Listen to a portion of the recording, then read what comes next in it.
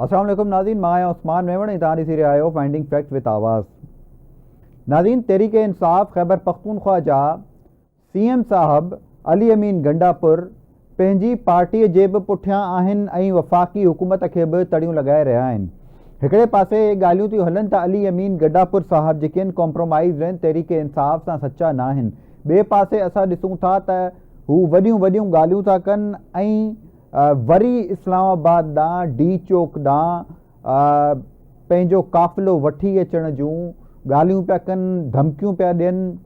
नज़र ईअं थो अचे त वाक़ई में अली अमीन गंडापुर साहब जेके आहिनि उहे डबल गेम करे रहिया आहिनि।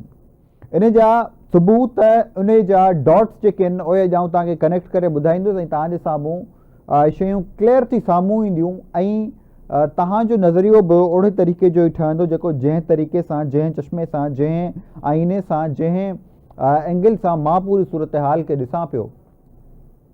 हिन वक़्तु अली अमीन गंडापुर साहब मीडिया सां ॻाल्हाईंदे इस्लामाबाद ॾांहुं वरी डी चौक ॾांहुं पंहिंजो काफ़िलो वठी अचण जो ऐलान कयो आहे, वरी उन जूं धमकियूं लॻायूं आहिनि ऐं हिन दफ़े उन्हनि चयो आहे त हाणे असां ईंदासीं त इमरान ख़ान साहब खे आज़ादु कराए ऐं हुकूमत खे किराए वेंदासीं।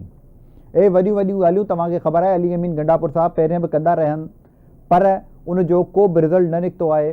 असांखे ॿई दफ़ा ईअं ई नज़र आयो त अली अमीन गंडापुर साहब हिकु दफ़ो इस्लामाबाद में पहिरियां गुम थिया, ॿियो दफ़ो वरी KP हाउस मां गुम थिया। उनखां पोइ अजीबो ग़रीब ॻाल्हियूं उन्हनि जूं आयूं त आउं पहाड़नि ते चढ़ी वियुसि, पहाड़नि तां पंधु हली ऐं जेको आहे 17,000 किलोमीटर ऐं जेको अचानक सां अची त पुॼी हुयां। त हिकु वफ़ाक़ मां हू KP जे सूबे में आयो ऐं पहाड़नि ते चढ़ी आयो, कीअं जबलनि ते चढ़ी आयो, इहो त ख़ैर इन जो जवाबु केर बि नथो ॾेई सघे, तरीक़े हिसाब सां पंहिंजा रहनुमा बि न पिया ॾेई सघनि। पर हिन वक़्तु अली अमीन गंडापुर साहब जहिड़े क़िस्म जो रोल अदा करे रहिया आहिनि, उन सां न सिर्फ़ु ऑपोज़िशन, न सिर्फ़ु हुकूमत, बल्कि जेका हिननि जी पंहिंजी पार्टी आहे तहरीक इंसाफ़, उन जा कई रहनुमा जेके आहिनि उहे इन सां इख़्तिलाफ़ रखनि था ऐं उन्हनि जो चवणु इहो आहे त अली अमीन गंडापुर साहब जेके आहिनि उहे पार्टीअ जो नुक़सानु करे रहिया आहिनि। कई माण्हू नालो नथा खणनि डायरेक्टली, पर इनडायरेक्टली उन्हनि जो इशारो इन ॾांहुं ई आहे ऐं बार बार ॻाल्हियूं कंटिन्यू रहनि थियूं त अली अमीन गंडापुर साहब जेके आहिनि कॉम्प्रोमाइज़ आहिनि। समहाउ ॻाल्हियूं कयूं थियूं वञनि त उन्हनि खे साइड लाइन कयो वञे। तव्हांखे ख़बर आहे त शेर अफ़ज़ल मरवत साहब इन हिसाब सां बयानु ॾिनो, पर अॼु आउं पहिरियों तव्हांखे चवंदुसि त अली अमीन गंडापुर साहब जी ॻाल्हि ॿोल ॿुधो, पोइ पाण वरी हिनखे तव्हां कंटिन्यू कंदासीं। नाज़रीन, तव्हां ॻाल्हि ॿोल ॿुधी अली अमीन गंडापुर साहब जी। ही उहे ई भड़कूं आहिनि, ही उहे ई अल्फाज़ आहिनि, ही उहे ई ॻाल्हियूं आहिनि जेके हू पहिरें बि माज़े में कंदा रहिया आहिनि, पर उन्हनि जो रिज़ल्ट को नथो निकिरे। जीअं फवाद चौधरी साहब, फैसल चौधरी साहब, ॿिया जेके तहरीक इंसाफ़ जा साबिक़ रहनुमा आहिनि, उहे इन ॻाल्हि ते ज़ोर था विझनि त छो इमरान ख़ान साहब खे ॿाहिरि कढण लाइ का प्रॉपर हिकमत अमली नथी ठाही वञे। इवन तव्हांखे ख़बर आहे त जॾहिं इमरान ख़ान साहब सां मिलण लाइ जेके तहरीक इंसाफ़ जा रहनुमा विया हुआ 26 आइनी तरमीम जे दौरान, जेका बिलावल भुट्टो ज़रदारी जे चवण ते उन्हनि सां मुलाक़ात कराई वई, उन में इमरान ख़ान साहब पाण पंहिंजे रहनुमानि खे दड़का ॾिना, उन्हनि खे कावड़ ॾेखारी, उन्हनि सां नाराज़गी जो इज़हार कयो त बाबा जेका ॻाल्हि मां चवां थो उहा तव्हां आख़िर छो नथा कयो, जेके अहकामात मां ॾियां थो उहे तव्हां उन्हनि ते अमल छो नथा कयो, जेका पॉलिसी मां ॾियां थो उन ते छो नथा हलो। इहो ई त रीज़न आहे जंहिंजी वजह सां मां अञा ताईं जेल में वेठो आहियां। ॿिए पासे वरी जॾहिं हू जेल खां ॿाहिरि आया त हुननि चयो त इमरान ख़ान साहब खे जेल खां डपु नथो लॻे। ॿिए पासे हुननि चयो त हू अज़ियतुनि खां नथा डिॼनि। हू चवनि था मूंखे लाइफ टाइम जेल में रखंदा तॾहिं मां रहंदुसि। हिकिड़े पासे हू चवनि था मूंखे जेल खां ॿाहिरि कढो, ॿिए पासे हू चवनि था मूंखे लाइफ टाइम जेल में रखो तॾहिं मूंखे को मसइलो न आहे। हींअर हिकिड़े पासे हू जेको आहे उहे इस्लामाबाद हाई कोर्ट में हलिया विया आहिनि, कोर्टुनि में था वञनि त इमरान ख़ान साहब जी बिजली कान्हे, लाइट कान्हे, अंधेरो आहे, तकलीफ़ आहे, मुश्किल आहे, ॾुखियाई आहे। ॿिए पासे चवनि था ख़ान डट गया। त ॿई ॻाल्हियूं था कनि, सम्झ में नथो अचे तहरीक इंसाफ़ करे छा थी। तव्हांखे अली अमीन गंडापुर साहब जो मूं क्लिप ॿुधायो। हाणे अली अमीन गंडापुर साहब ते वॾा इल्ज़ाम पिया लॻनि त अंदरो अंदरि जेका आहे सियासत हली रही आहे। तव्हांखे ख़बर आहे त अली अमीन गंडापुर खां पहिरियां आतिफ़ ख़ान जेके आहिनि तहरीक इंसाफ़ जा, उन्हनि जूं वॾो नालो पे हलियो त शायदि उन्हनि खे KP जो CM ठाहियो वञे। ऐं हिन वक़्तु गंडापुर साहब खे शायदि इहो ई ख़तरो आहे त किथे जेका कॉम्प्रोमाइज़ पॉइंट वारी जेका ॻाल्हि आहे उन ते इमरान ख़ान साहब उन ते को एक्शन न खणनि ऐं जेका सूरत हाल आहे, जेका पॉलिसी, जेका स्ट्रेटजी जहिड़े तरीक़े सां अली अमीन गंडापुर साहब हिन वक़्त ताईं खणी हलिया आहिनि, उन सां इमरान ख़ान साहब उन सां सख़्तु नाराज़ आहिनि।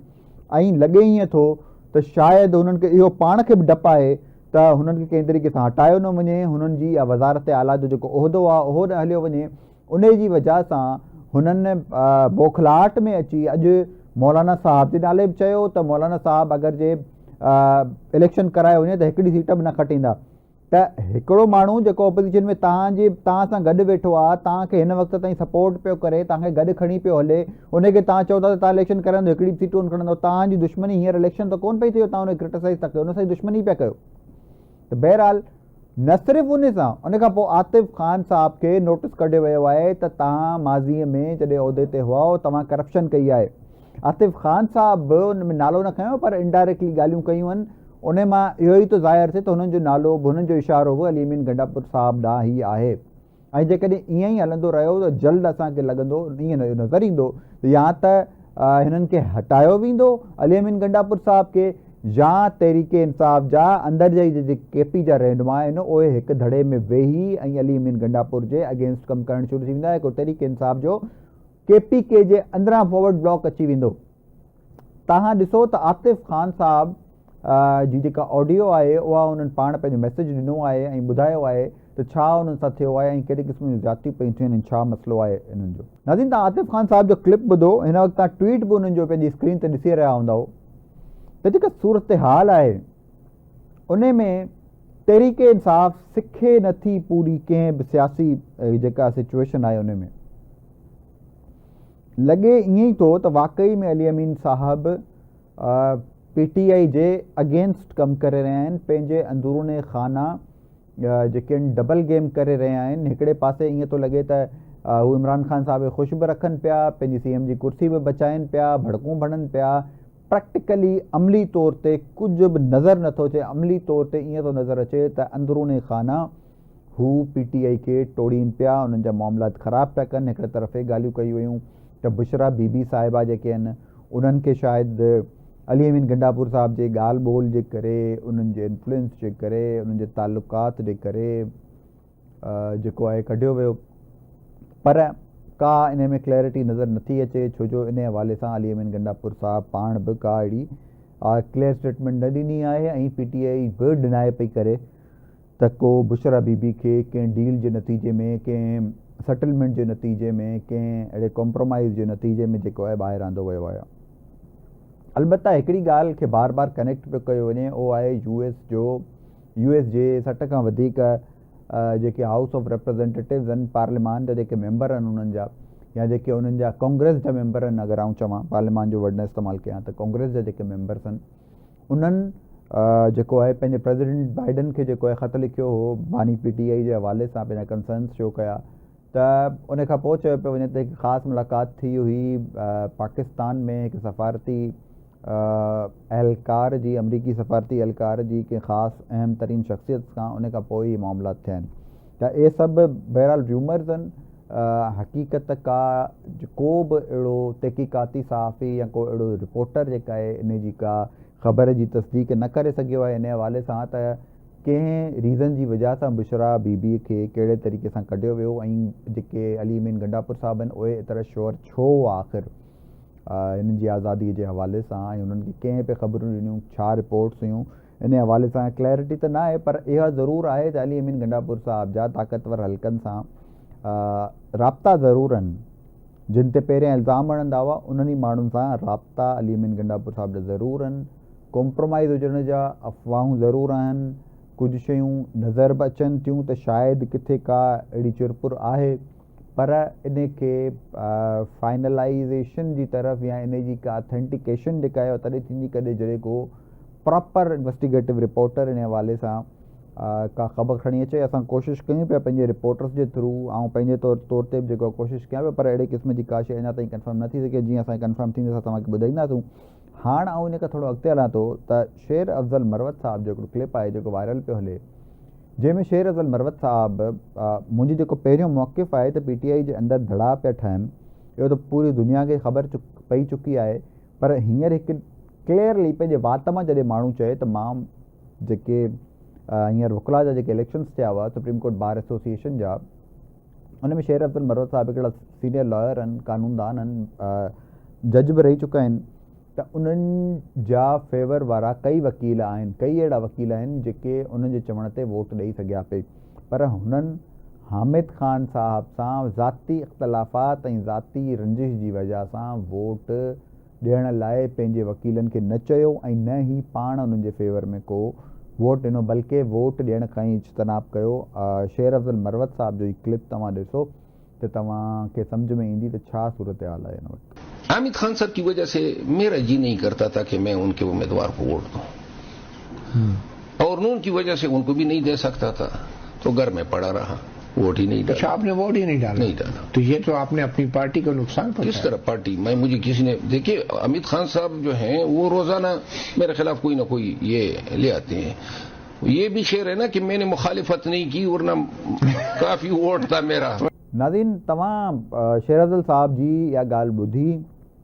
इन खां पहिरीं अली अमीन गंडापुर जे हवाले सां शेर अफ़ज़ल मरवत साहब चई चुका हुआ त अली अमीन गंडापुर साहब जेके आहिनि उन्हनि खे सियासत खां, उन्हनि खे इन्हनि प्रोटेस्ट्स खां, इन्हनि सभिनी मामलनि खां परे रहणु खपे। अॼु मुराद सईद साहब, वैसे त हू रूपोशन, उन्हनि वॾियूं वॾियूं ॻाल्हियूं पे कयूं, उन्हनि पे चयो त मां माण्हुनि खे सेट करे छॾियो आहे, मां माण्हुनि खे लॻाए छॾियो आहे, हाणे असां वॾो एहतजाज करण वारा आहियूं, मोबिलाइज़ेशन लाइ लॻाए छॾियो आहे। तहरीक इंसाफ़ इहे सभु ॻाल्हियूं त करे पई, पर अंदरूने खाना जेका पाण में अंदरि तकरार आहे, पाण में जेके झगड़ा आहिनि, यूनिटी न आहे तहरीक इंसाफ़ में, त जेसिताईं बानी PTI जेल में वेठो आहे, तव्हां अगरि जे ॿाहिरि हीअ सियासत पिया कंदव त पंहिंजे पेरनि ते पाण कुल्हाड़ा हणंदव, पंहिंजे पेरनि खे पाण पिया भञो, पाण पिया ज़ख़्मी कयो, पंहिंजी पार्टी जी तबाही पाण पिया कयो।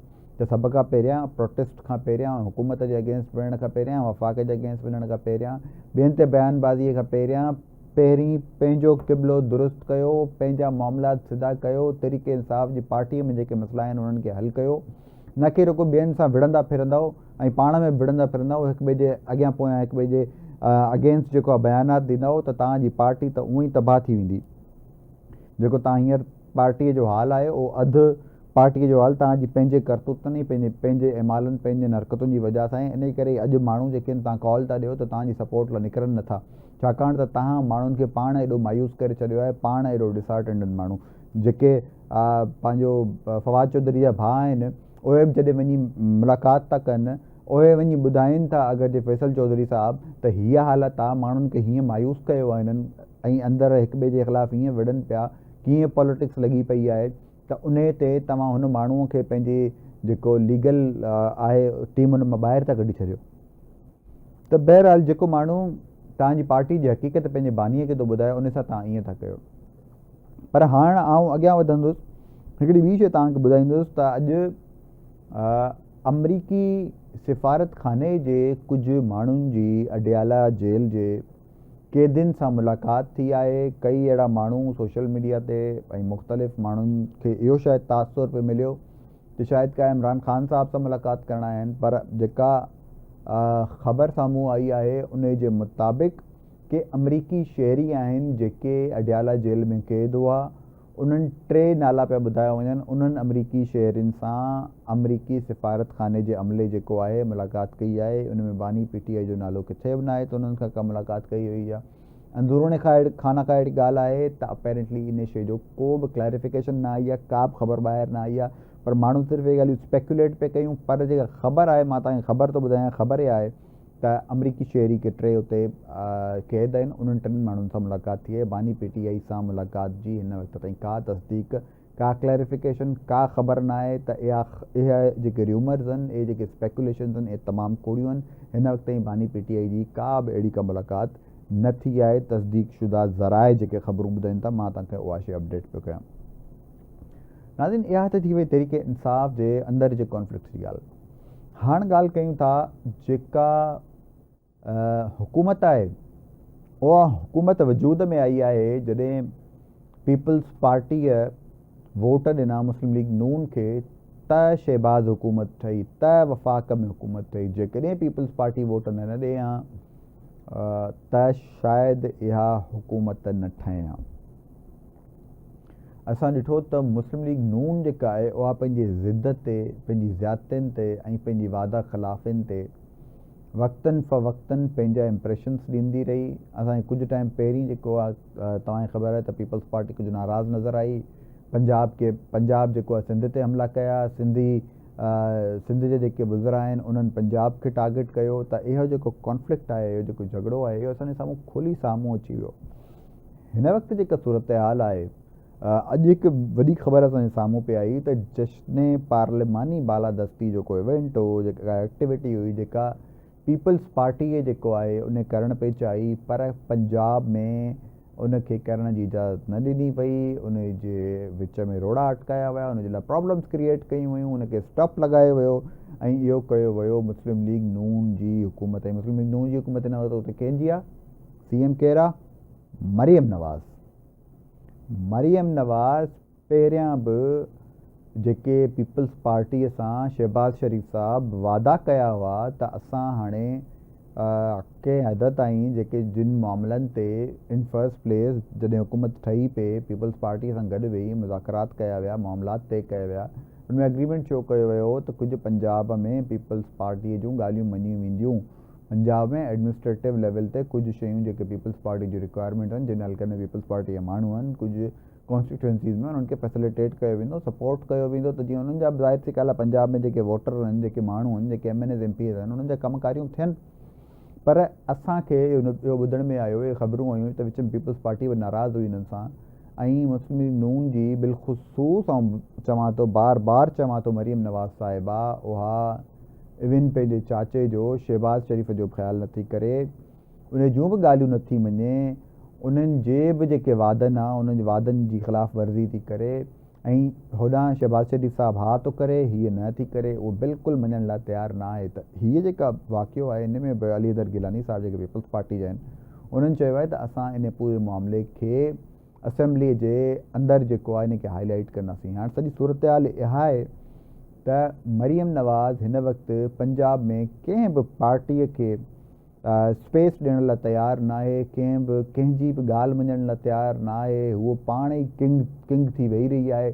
ऐं जेका हुननि खे या त लॻे थो लास्ट रिज़ॉर्ट आहे, जेकॾहिं हाणे मुस्लिम लीग नून ऐं जेका मरियम नवाज़ साहिब आहिनि उन्हनि पंहिंजी जाइ न ठाही त हिन खां पोइ उन्हनि खे को मौक़ो न मिलंदो। इहो आख़िरी मौक़ो आहे। त डू एंड डाई वारी सिचुएशन में लॻनि थियूं ऐं इन करे ई शायदि हू कंहिं बि क़िस्म जे कंहिं कॉम्प्रोमाइज़ ते या कंहिं बि क़िस्म जी कंहिं ॻाल्हि ते जेको आहे उहा सेटलमेंट करण लाइ तयारी कोन्हनि। कंहिं पार्टी खे स्पेस ई नथी ॾियनि, का बि ॻाल्हि मञी स्पेस त छॾियो, एक्टिविटी त करणु ॾियो। 26 आईनी तरमीम जेका आहे उहा तव्हां पाण जेको आहे मुस्लिम लीग नून उनखे सपोर्ट कयो आहे, तव्हांजे पंहिंजे वालिद साहिबु जेको आहे मीटिंग्स अटेंड कयूं आहिनि, उन्हनि पाण सपोर्ट ॾिनी आहे ऐं तव्हां हुनजी सेलिब्रेशन खां, उनजी एक्टिविटी खां उनखे रोकियो पिया। या त इहो साड़ आहे तव्हांखे बिलावल भुट्टो ज़रदारी साहिब खां, त बिलावल भुट्टो ज़रदारी साहिब जी अचीवमेंट आहे मरियम नवाज़ उनजी अचीवमेंट खां पई जेको आहे सड़े, त इन यंग एज में इन उमिरि में बिलावल भुट्टो एॾी वॾी अचीवमेंट जेका आहे हासिलु कई आहे, जेका मुस्लिम लीग नून पहिरें न पई हासिलु करे सघे। मुस्लिम लीग नून पहिरें एॾियूं एफर्ट्स कयूं पर उहे इन 26 आईनी तरमीम खे न पास करे सघिया। इजलास बि घुरायो, सभु कुझु थियो, राति जो 11 बजे ताईं, 12:30 ताईं, 11 ताईं ऐं उन्हनि खे MNAs खे विहारियो वियो, पर आख़िर में कंसेंसिस न थियो ऐं पोइ उहा तरमीम वरी जेका डिले थी वई। पोइ अल्टीमेटली बिलावल भुट्टो ज़रदारी साहिबु पाण उनखे पंहिंजे हथनि में खयो, उनखे लीड कयो, सभिनी जो कंसेंसस बिल्ड कयो, मौलाना साहिब सां गॾु वेठा, तहरीक इंसाफ़ वारनि सां वेठा, BNP सां वेठा, सभिनी सां गॾु वेठा, मामलात खे तइ कयो, वज़ीर आज़म सां मिलिया, इवन मौलाना साहिब खे वठी जाती उमरा आया, नवाज़ शरीफ़ साहिब सां मिलिया, ज़रदारी साहिब सां मिलिया, सभिनी खे गॾु करे, सभिनी जे अंदरि कंसेंसस पैदा करे, सभिनी मामलात खे हैंडल करे, तइ करे ऐं पोइ उहा आईनी तरमीम पास करे। बसि इन जो साड़ लॻे थो आहे मरियम नवाज़ साहिबा खे, जंहिंजी वजह सां हूअ इहा सेलिब्रेशन न पई थियणु ॾे। इन अचीवमेंट सां हुननि खे पंहिंजी पार्टीअ खे फ़ाइदो थियो आहे, पर अपैरेंटली नज़र ईअं थो थिए छाकाणि त बिलावल भुट्टो साहिब जी अचीवमेंट आहे, छाकाणि त हुननि अचीव कयो आहे ऐं बिलावल भुट्टो ज़रदारी साहिब मरियम नवाज़ खां एज में नंढा आहिनि, त मरियम नवाज़ जी का अचीवमेंट कान्हे अहिड़े क़िस्म जी। हुननि खे त पार्टीअ प्लेट में विहारे वज़ीर आला ठाहे छॾियो आहे। इन करे हाणे उन्हनि खे इहो तकलीफ़ थी वई आहे, इहो जेको आहे न चुभे पियो बिलावल भुट्टो ज़रदारी जो सक्सेस।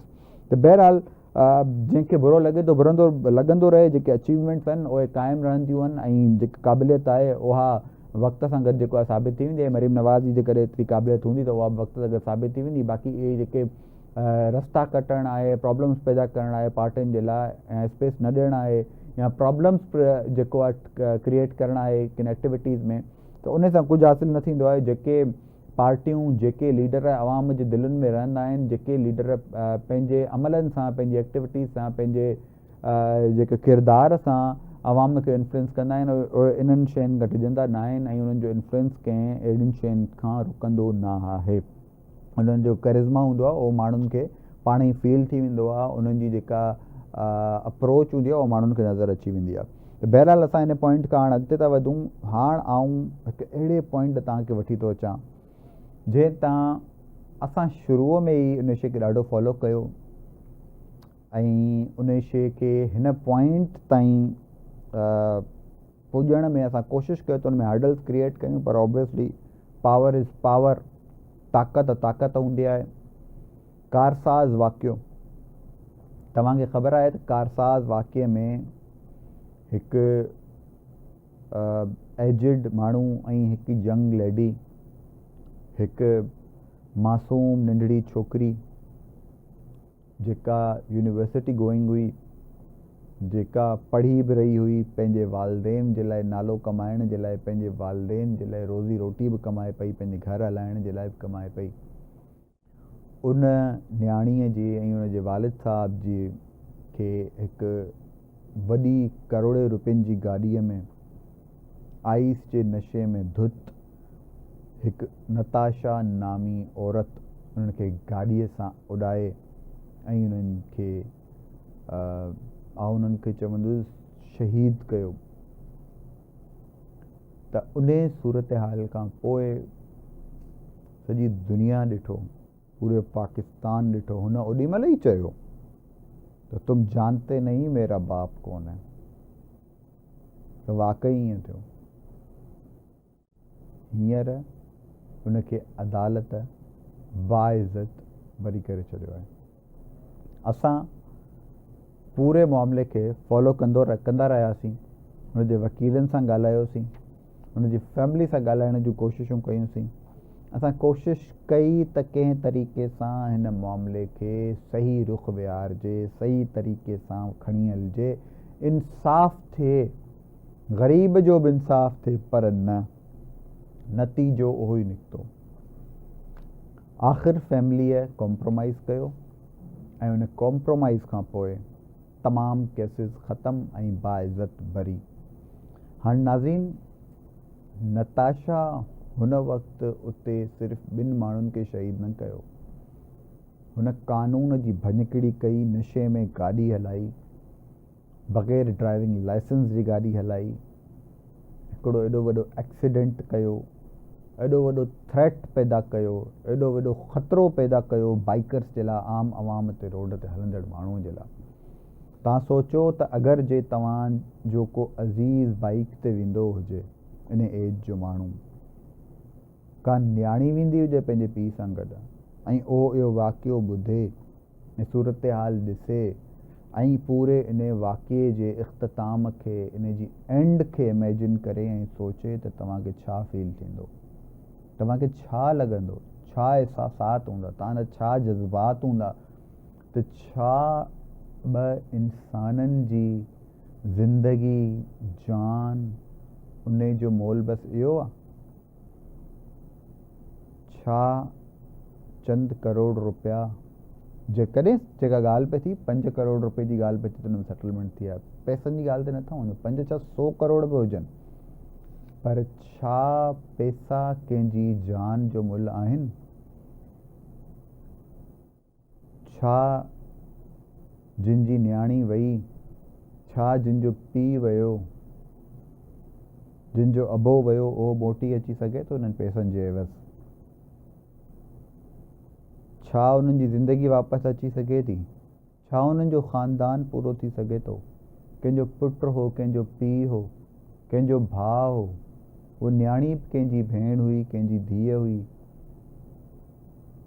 पर उनजी ज़िंदगी ख़तमु थी वई। उहा तालीम हासिल करण लाइ वई हुई, उहा पंहिंजी नौकरीअ ॾांहुं वई हुई, पर आख़िर छा थियो? एक नशे में दुत ख़ातून उनखे उॾायो, हुन जी जान ज़ाया कई, उनखे शहीद कयो। ऐं असांजे अदालत, असांजे कानून, आउं इहो नथो चवां त शायदि गैर क़ानूनी तौर ते कुझु थियो हुजे, पर कानून में इहे रस्ता मतिलबु इहो त मौजूदु आहिनि। माना जेको अमीर आहे उनजो को एहतिसाब न आहे, ग़रीब जी जान जी का वैल्यू न आहे। जे फैमिली सेटलमेंट करे बि छॾे थी त छा मुल्क में कानून न आहे? छा इहा दहशत न आहे? ईमान मज़ारी जेका उते हिकु टीम जेका इंग्लैंड जी टीम आयल आहे, उनजे बैरियर हटाइण जी वजह सां उनखे तव्हां दहशत गर्दीअ जूं दफ़ात आणी, उनखे अरेस्ट कयो था, पर हुनजो को जेका हिन वक़्तु जेका सूरत हाल आहे, जेका नताशा जी सूरत हाल आहे, उन त मूंखे सम्झ में नथो अचे त हुन ते दहशतगर्दी जूं दफ़ात थियूं लॻनि, हिन ते दहशतगर्दी दफ़ात, हिन खे आज़ादु। इहो असांखे बि सोचणो आहे बतौर अवाम। असांखे पंहिंजे नुमाइंदगनि खे, नुमाइंदान जेके असांजा जेके असेंबलियुनि में वेठा आहिनि, उन्हनि खे जॻाइणो आहे, ऐं बतौर क़ौम असांखे जॻणो आहे, असांजी अदालतुनि खे जाॻणो आहे, असांजे जजनि खे जाॻणो आहे त असां किथे आहियूं बतौर क़ौम। असां वटि इंसानी जान जी का अहमियत न आहे, असां वटि कानून जी का अहमियत न आहे। इन्हनि सभिनी पॉइंट्स ते सोचण जी ज़रूरत आहे। नाज़रीन, हिन वक़्तु ब्रेक जो वक़्तु आहे, ब्रेक वठो, ब्रेक खां पोइ वरी कंटिन्यू कंदासीं।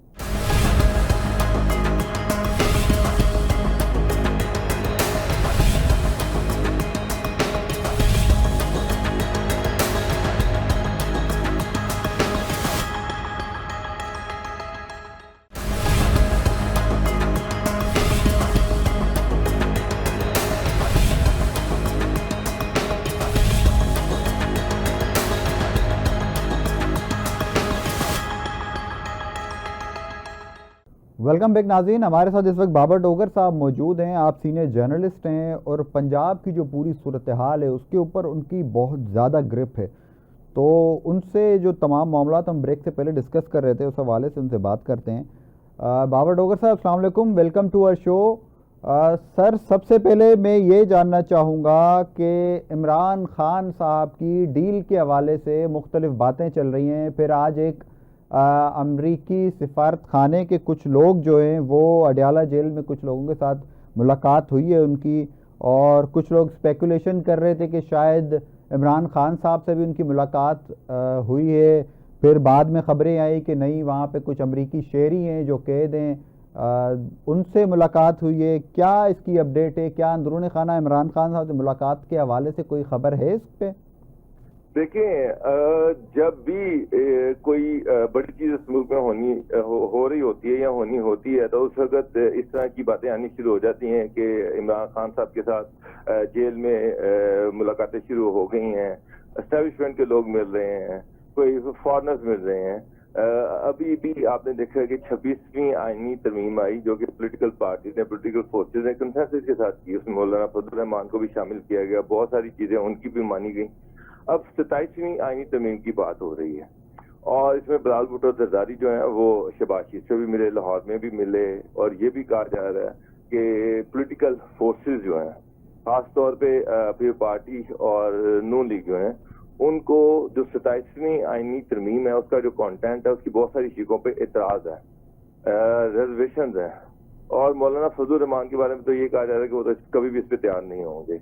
अब ऐसी सूरत में जबकि पॉलिटिकल पार्टी रिजर्वेशन शुरू कर रही हैं, एक तरमीम जो उसके बारे में कहा जा रहा है कि वो कहीं और से आई है और किसी और का ऑब्जेक्टिव पूरा कर रही है, तो ऐसी सूरत हाल में पॉलिटिकल पार्टीज के अंदर रिजर्वेशन है, नून लीग और पीपल्स पार्टी इस पे तैयार नहीं है, और ऐसी में इन पे प्रेशर डालने के लिए, दबाव डालने के लिए इस तरह की बातें सामने आनी शुरू हो जाती हैं कि जी के खान साहब पे इसके साथ मुलाकातें शुरू हो गई, कोई पॉलिटिकल एडजस्टमेंट की जा रही है।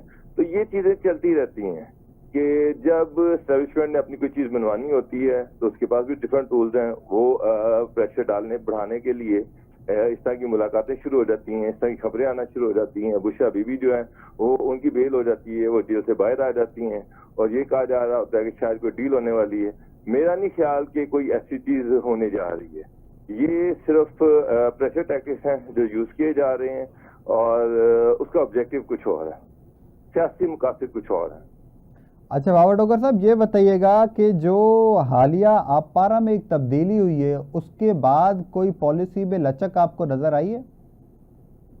देखिए, मेरा जाती ख्याल है कि जो आप पारा में जो तब्दीली हुई है उसके बाद एस्टेब्लिशमेंट जो है उसकी इश्यूज पे जो गिरफ्त है वो मजबूत हो गई है, मजीद तगड़ी हो गई। आर्मी चीफ जो है वो मजीद मजबूत हो गए हैं, तगड़े हो गए हैं। तो ऑफ कोर्स बहुत सारी ऐसी चीजें थी जिसमें जो आप पारा वाली साइड पे शायद हाईएस्ट लेवल पे उस तरह से ट्रस्ट नहीं किया जा रहा था, वहां की इंफॉर्मेशन पे उस तरह से ट्रस्ट नहीं किया जा रहा था, लेकिन अब चीजें डिफरेंट हुई हैं। अच्छा, इसके बाद आपको लगता है कि इमरान खान साहब के लिए अगले 1-2 साल में भी कोई स्पेस बनेगा, या ये हुकूमत पूरी जो है अपनी मियाद पूरी करेगी, टाइम पीरियड पूरा करेगी, उसके बाद जाके कुछ इमरान खान साहब के लिए कुछ स्पेस बनेगा? आप पाकिस्तान की सियासत जो है ना, आप पिछले 20 साल 30 साल 40 साल की सियासत को उठा के देख लें। जब आपको लगता है ना कि कोई गवर्नमेंट बहुत ही कंफर्टेबल है और अब वो अपना शायद टेन्योर पूरा कर लेगी, तभी वो गवर्नमेंट कोई ऐसी चीज हो जाती है जिससे अचानक वो गवर्नमेंट चली जाती है। आप देख लें, मुशर्रफ साहब जो थे वो तो ये कहते थे कभी वर्दी उतारेंगे नहीं, और असम्बली ने उनको वर्दी के साथ प्रेसिडेंट भी मुंतखब किया, और उसके फौरी बाद पार्टी और नून लीग की कोलिशन गवर्नमेंट बन गई 2008 में। इसी तरह से नवाज शरीफ साहब जब 2/3 मेजोरिटी के साथ बैठे हुए थे, लग रहा था कि वो अपना टाइम पूरा करेंगे 97 में, तो माशाल्लाह लग गया। तब अभी आप रिसेंटली इमरान खान साहब के साथ क्या हुआ, वो भी सेम पेज पे थे, वो बड़ा तगड़ा पेज था, और कब पेज पर फट गया पता ही नहीं चला। तो पाकिस्तान में कोई प्रेडिक्शन की नहीं जा सकती, हालात बड़ी तेजी से तब्दील हो जाते हैं। कोई एक ऐसी सिचुएशन होती है उसके बाद पता चला कि सारा सिनेरियो बदल गया है, कोई एक गलती होती है तो उसके बाद सिनेरियो बदल जाता है, तो कुछ भी हो सकता है। ये कहना कि जी ये गवर्नमेंट 5 साल पूरे करेगी बड़ा मुश्किल है। अच्छा बाबर भाई, ये बताएं कि पंजाब में पीपल्स पार्टी और मुस्लिम लीग नून, इनके इख्तलाफात, इनके मसाइल वो क्यों नहीं खत्म हो पा रहे हैं? देखें, पीपल्स पार्टी का और नून लीग का कोलिशन है। कोलिशन इस तरह से कि ना उन्होंने फेडरल में वजारतें ली हैं, ना पंजाब में वजारतें ली हैं, और वो ये चाह रहे हैं कि पंजाब गवर्नमेंट एडमिनिस्ट्रेशन में उनको हिस्सा दे। और जब, लेकिन एक चीज याद रखिएगा, जब फेडरल गवर्नमेंट पार्टी और नून लीग के अंदर कशीदगी पैदा होती है तो उसका जो असर है वो पंजाब में भी आता है। अब नून लीग और पार्टी में फेडरल में जो 26वीं आईनी तरमीम पास हो गई है, उसके बाद जुडिशल कमीशन बनने हैं, उसमें किसकी कितनी नुमाइंदगी होगी। तो ये पार्टी ये समझती है कि बिलावल भुट्टो जरदारी जो है उन्होंने बड़ा अहम रोल प्ले किया है 26वीं तरमीम में, मौलाना फजल रहमान को मनाया, ये सब कुछ। और वो ये चाह रही कि जुडिशल कमीशन में पार्टी और नून लीग की नुमाइंदगी बराबर की होनी चाहिए। नून लीग ये समझती है कि उन्होंने कौमी असम्बली से बिलावल भुट्टो जरदारी नुमाइंदगी करेंगे, सेनेट से वो चाह रहे हैं कि उनके अपने बंदे सदीकी साहब जो हैं वो मेंबर होंगे, जबकि लॉ मिनिस्टर जो है, फेडरल लॉ मिनिस्टर जो है वो भी उसके मेंबर होंगे। अब सेनेट से नून लीग का एक बंदा, लॉ मिनिस्टर 2 बंदे, फिर बार जो सुप्रीम कोर्ट बार काउंसिल का नुमाइंदा है वो भी नून लीग का। तो बिलावल जी समझते हैं कि शायद इस समय पैरिटी नहीं है, बराबरी नहीं है, तो वो ये चाह रहे हैं कि सेनेट से उनका बंदा लिया जाए। इस पर शदीद इख्लाफात हैं, जजिस की तैनाती पे बड़े इख्लाफात हैं। तो उसका अक्स जो है वो पंजाब में नजर आया जब ये पार्टी ने 26वीं आईनी तरमीम के हवाले से जश्न मनाने का फैसला किया। माल रोड पे उन्होंने बैनर्स लगाए, बड़े बड़े प्ले कार्ड लगाए, लेकिन सारे प्ले कार्ड बैनर उतार लिए गए, जलसे की इजाजत नहीं दी गई। तो ये बेसिकली जो वफाक में जो रिस्क चल रही है आज तक, उसकी एक आप कह सकते हैं उसका एक अक्स जो है वो पंजाब में नजर आया। वैसे भी नून लीग की हिस्ट्री है कि वो कोलिशन पार्टनर को कोई खास इज्जत नहीं देती, और कोई खास, पहले शहबाज शरीफ जब थे उस वक्त भी जब कोलिशन था फिर पार्टी का और नून लीग का, तो पंजाब में शहबाज शरीफ कोई खास कोई इख्तियार उनको देने को तैयार नहीं थे, और मरियम भी कोई इख्तियार देने को तैयार नहीं है। बल्कि नून लीग तो ये समझती है कि जी कोलिशन है ही नहीं है पंजाब में, नून लीग की मेजोरिटी है, मेजोरिटी गवर्नमेंट है, तो ये पार्टी की उनके वोटों की उनको जरूरत नहीं है, तो कोई अलायंस नहीं है, क्योंकि पार्टी की अपनी मर्जी वो 23 बेंचों पर बैठी हुई है। अदरवाइज नून लीग को उनके वोटों की जरूरत नहीं है पंजाब में। और अच्छा, अगर वो एक कहते हैं और कि पंजाब में अगर कोलिशन है तो फिर सिंध में भी है, अगर पीपल पार्टी पंजाब में एडमिनिस्ट्रेशन में या कॉन्स्टिट्यूशन पोस्टों पे अपना हिस्सा मांगती है तो फिर सिंध में नून लीग को भी अकोमोडेट किया जाए, एडजस्ट किया जाए। तो ये इस तरह के मामलात हैं, लेकिन ये इसी तरह से चलते रहने हैं। अच्छा, एक ये मौक़िफ़ भी है कि मरीम नवाज़ साहिबा जो हैं वो शहबाज शरीफ साहब की बात नहीं मानती, या वो जो कमिटमेंट्स करते हैं उसको वो पंजाब में इम्प्लीमेंट नहीं करती, क्योंकि मरीम नवाज़ साहिबा इस तरह सोचती हैं कि ये डू और डाई वाली सिचुएशन है उनके लिए, कोई और वे आउट है नहीं कि किसी और पार्टी को स्पेस दिया जाए पंजाब में। देखें, वो एक डायलॉग है कि जब वो फैसला कर लेता हूँ तो फिर मैं अपनी भी नहीं सुनता। तो मरियम तो शहबाज शरीफ तो चचा है, वो जब फैसला कर लेती तो वो तो नवाज शरीफ की भी नहीं सुनते। तो इसमें बिल्कुल आप ये पार्टी की बात कर रहे हैं, यहाँ पर जो मामला है मुकम्मल तौर पर मरियम का कंट्रोल है। इवन कैबिनेट में, पंजाब की जो कैबिनेट है, नून लीग की कैबिनेट है, उसमें कोई ऐसा बंदा नहीं है जो शहबाज शरीफ की लॉबी का हो या हमजा की लॉबी का हो। कोई ऐसा ब्यूरोक्रेट नहीं है जो शहबाज शरीफ की लॉबी का हो या हमजा की लॉबी का हो। तो ये बड़ी वाज़ेह डिवाइड है पंजाब में। हमजा लीग या शहबाज लीग और नवाज लीग दोनों में एक बड़ी वाज़ेह तौर पे तफरीक नजर आती है पंजाब में। और हमजा बिल्कुल यहाँ पे साइडलाइन है। शहबाज शरीफ जो है, इवन बहुत सारी चीजें जिनसे वो एग्री नहीं करती, वो बिल्कुल उसको एग्जीक्यूट नहीं करती। इवन शहबाज शरीफ के जो करीबी लोग हैं उनको भी यहाँ पे एडजस्ट या अकोमोडेट नहीं किया जा रहा। ठीक है, थैंक यू सो मच बाबर डोगर साहब, बहुत बहुत शुक्रिया हमें वक्त देने के लिए।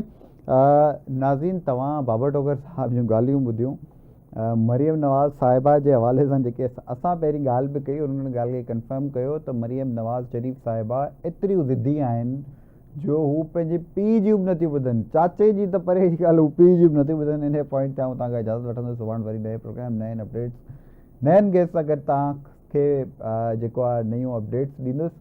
ऐं अॼु जे प्रोग्राम में मूंखे इजाज़त ॾींदा। अल्लाह हाफ़िज़।